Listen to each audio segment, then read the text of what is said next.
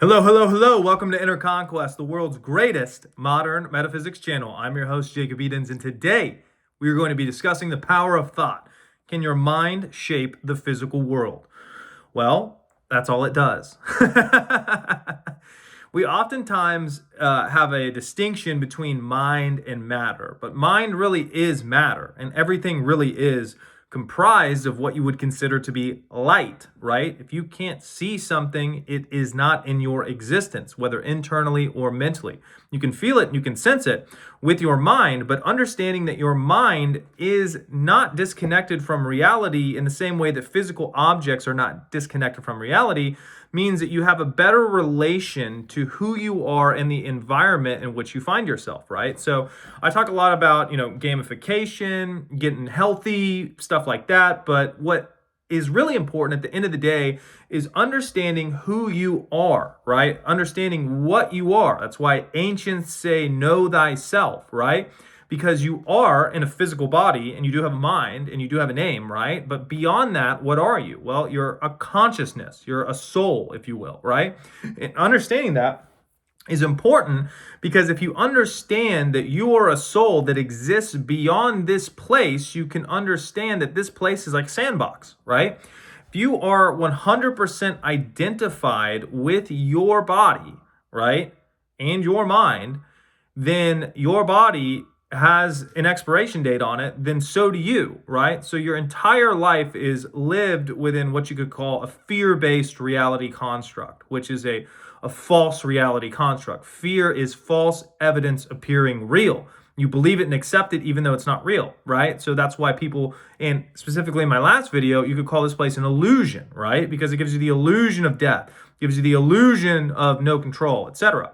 But once you understand who you are, you understand that you're the player of the game. You're not just the guy in the game or the girl in the game. And that's a big distinction to understand because the root of all fear is essentially that you die and you're gone forever. So if you know that you're not going to die and you're not gone forever, then you have much more freedom and much more malleability in your capability to mold and shape this world to your desires in the same way if you were playing Mario Kart and you're like, you only get one race, better make it count. It'd be the most stressful race of your life, right? And even when you win, you lose because you die and nothing happens. So you're fucked either way, right?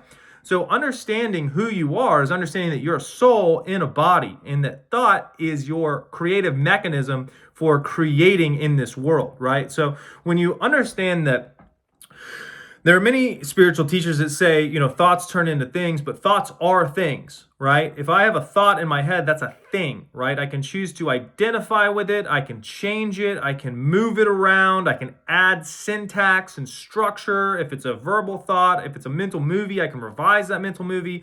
I can do whatever I want with thoughts because they are in what you would consider my awareness, my field, my presence. So understanding thoughts create reality is just understanding how we create reality. And we create reality essentially in what's called more subtle to gross dimensions of reality. So if you think about thinking, what you do is you think, then you act, and then, oh my God, there's the ramifications of my thought echoed into what you could consider your external physical world. Like if you're fearing something all the time and then it happens to you, you're like, see, I knew it was going to happen. Why would you correlate what you were thinking with what happened to you externally unless you innately knew that your thought process had some type of input factor on your external reality? It's because it's who you are, right? That's why it's important to know who you are. You have creative faculties and you're creating all day long through essentially what you could call your agreements and non-agreements, which are I am or I am not, right? So I'm this is going to be this way. Dictation. I am, this is always like this. Dictation, right? So what happens is when you're asleep, you don't understand that those dictations and those iterations and those acceptance, either through just simple non-contradiction or through verbal or through, contract, agreements, create your world because they allow things to stay in your awareness, which is why people call you the source, right? They call God source. They say God is within you. Look within you. The source is within you. Well, it's because source is essentially what you could consider unconditional love, which you could also replace love with power and potential, unconditional power and potential. Whatever you put in a source that is unconditional, it will be powered by that source, right? So that source is within you. That's the source of your life. And if you don't believe that, you die and your body falls over, it lasts 0 seconds without you inside of it to power it.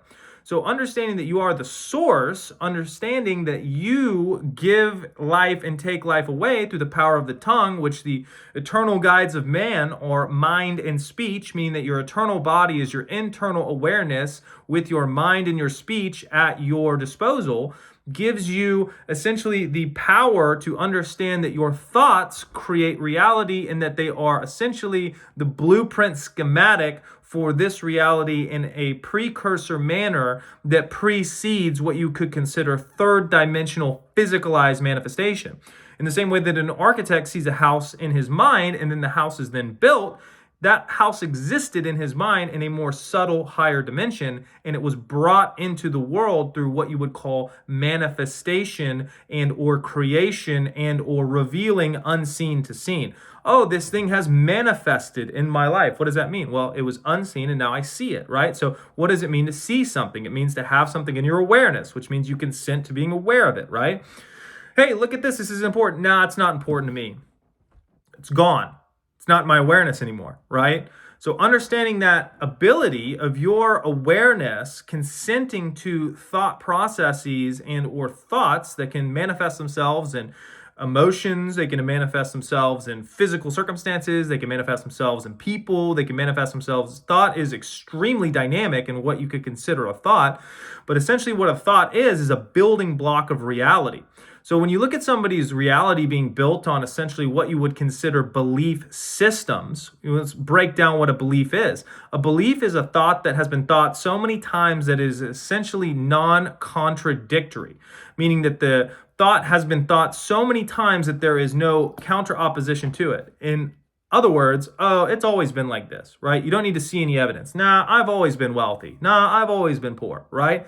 And then you form an identity around certain belief systems that are non-contradictory. My name's Jacob Edens. No, you're Tom. No, my name's Jacob Edens, right? My parents named me Tom, I would have the name Tom, and then I would say no to Jacob Edens. But my name is Jacob Edens because that is my identity, right? So it's non-contradictory. It's a belief system. It's a knowing that that is how it is for me, right? You have belief systems that transcend into, business. I'm always successful. Everything I touch turns to gold. Nothing works out for me. I never have anything work out.